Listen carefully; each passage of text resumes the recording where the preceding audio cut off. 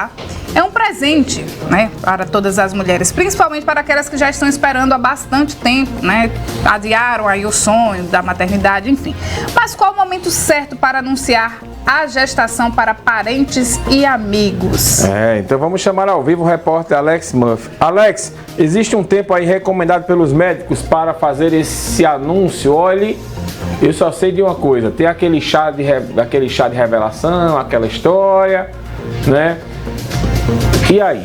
É verdade, viu, Mário? Bom dia para você, bom dia, Renata, bom dia a todos, né, que estão aí acompanhando o Manhã Cidade. Olha, sobre esse assunto, né, sobre esse tempo ideal de anunciar a gestação, a gente vai conversar agora com um especialista, né, que é o doutor Wellington Florencio, ele que é ginecologista e também obstetra. Doutor, muito bom dia, seja bem-vindo à Rádio Cidade. É uma dúvida que está pairando aí, principalmente aos nossos ouvintes, né? O momento certo de anunciar a gravidez. Existe um tempo específico para esse anúncio da gestação, por exemplo? Bom dia. Bom dia, ouvintes da Rádio Cidade. É um prazer mais uma vez estar por aqui e esclarecer algumas dúvidas dos ouvintes de vocês. Bem, a gravidez é uma festa, a gravidez é uma digamos que um presente de Deus. E quanto mais cedo se anunciar a gravidez, melhor, né? Então, as boas notícias devem vir primeiro. Então, quando é que você vai anunciar a gravidez? A partir do primeiro momento. Qual é o primeiro momento?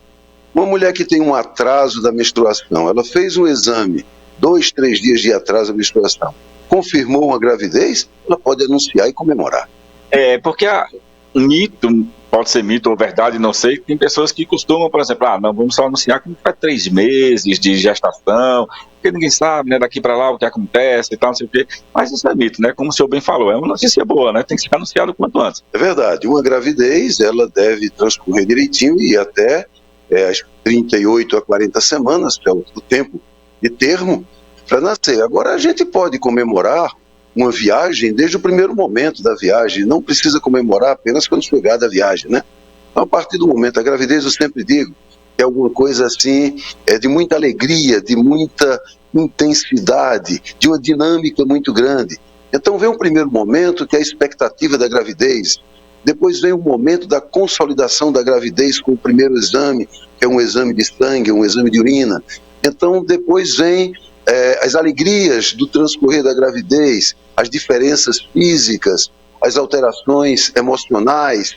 Aí depois vem um momento em que já se começa a ver imagens através dos exames complementares, como a ultrassonografia. Depois vem o prazer da movimentação do feto.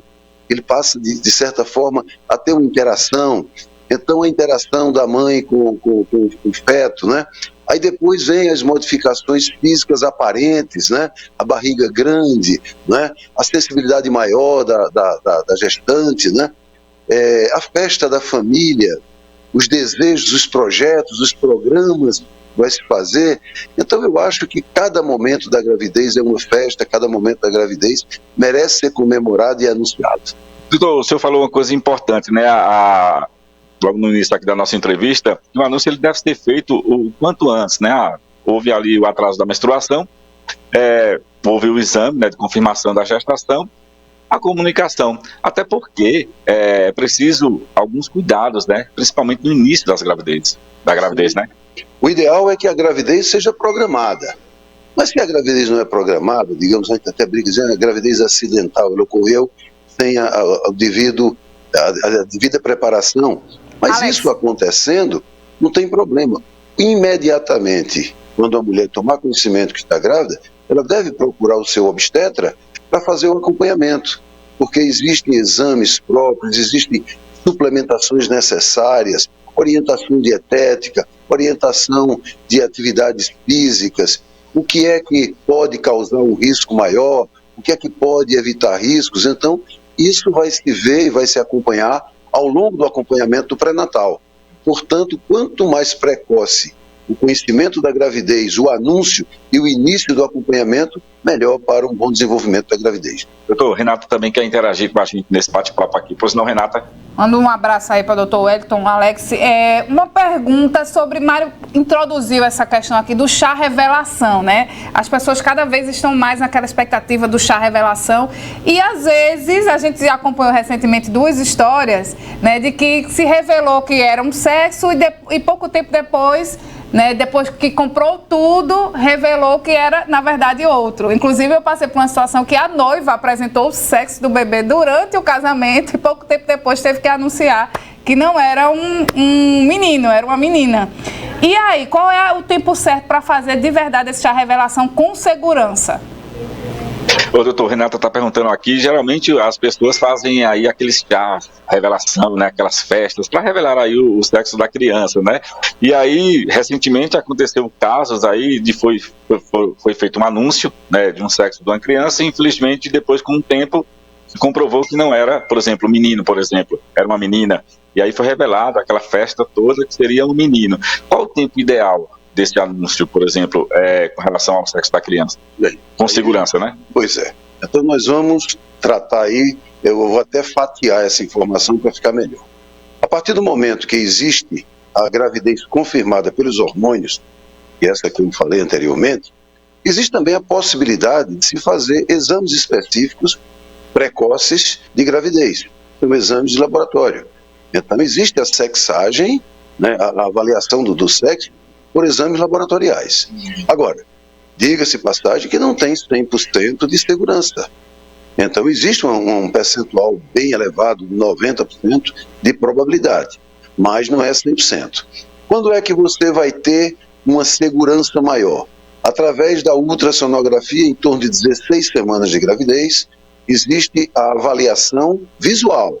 Essa avaliação visual, eu sempre digo que os nossos colegas que fazem exames de imagem, eles precisam ter uma segurança muito grande, porque a imagem é pequena, a diferença não é tão grande, e se ele não tem a segurança da informação, é melhor que ele diga para a família, diz, olha, não deu para ver, certamente essa história de dizer, olha, tem 80% de chance de ser menino, tem 99%, não existe isso. Eu acho que eles devem ter esse cuidado de só anunciar quando tiver uma segurança plena. E aí, uma vez anunciando, a segurança é realmente muito grande.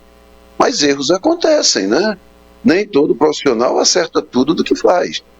Então, essa história de dizer, quando é que a gente tem 100% de certeza? Ninguém tem 100% de certeza, nunca em nada. Agora, existem essas questões. Às vezes, as pessoas desvirtuam até, eu digo, o encantamento da gravidez com a antecipação do parto. Eu, como já tenho 42 anos de profissão, eu ainda alcancei quando não existia a ultrassonografia em nosso meio. Inclusive, eu até vou dizer aqui que o primeiro aparelho de ultrassonografia daqui da cidade de Caruaru, do interior de Pernambuco, eu fui buscar na Holanda, na fábrica da Philips, em 1981. Mas em 1981 eu já estava formado, e a gente, muitas vezes, só sabia o sexo quando a criança nascia. Existem relatos históricos engraçados, que eu gosto da história também, de dizer que antigamente as maternidades anunciavam o parto, né? A mãe estava lá tendo bebê e tinha uma lâmpada azul e uma lâmpada vermelha do lado de fora do corredor. E quando nascia, eles acendiam aquela lâmpada para anunciar o parto. Então, são fatos pitorescos, históricos, mas eu acho que apesar de que a revelação do sexo é uma coisa importante, mas a festividade dessa revelação, para mim, não pode obscurecer a beleza da natureza, do desenvolvimento e da gravidez em si. Às vezes a mãe, para fazer buscar revelação, outra coisa, que é uma coisa muitas vezes muito comercial e muito emocional, deixa de cumprir algumas etapas de dieta, de atividade física, de se comportar direitinho em relação aos seus exercícios, e às vezes colocam isso em primeiro lugar. Eu, particularmente, acho que deve acontecer, mas não com tanta ênfase como tem se feito ultimamente. Agora, doutor, já que o senhor falou aqui que gosta de história, né, eu gostaria que o senhor tirasse uma dúvida de vários ouvintes, né, que eu acredito que os ouvintes podem ter dúvidas sobre esse assunto ou não, né, mas que agora já fique bem claro pelo profissional, né. Eu, logo no início aqui, disse que iríamos conversar com o doutor Wellington Florencio, que é ginecologista e obstetra. Gostaria que o senhor explicasse a diferença entre um e outro, ginecologista e obstetra. Pois é. O ginecologista, ele trata da mulher não grávida. A partir da mulher que vem fazendo o acompanhamento ginecológico, ela engravidou, ela passa a ter um acompanhamento obstétrico, ou seja, a obstetrícia é que faz o acompanhamento da mulher grávida. Então, essa história errada, né? Dizer que a mulher grávida está fazendo o seu acompanhamento com o ginecologista, não, ela está fazendo com o obstetra. Nem todo ginecologista é obstetra, nem todo obstetra é ginecologista, mas a grande maioria faz as duas coisas. Perfeito, doutor Wellington. Muito obrigado, viu, por sua participação aqui junto com a gente. Conversamos com o doutor Wellington Florencio, ele que é ginecologista e também obstetra. Renata Torres, Mário Flávio. Obrigada, Alex. Mais uma vez um abraço para o doutor Wellington. Tivemos uma aula agora aqui, né, de ginecologia e obstetrícia.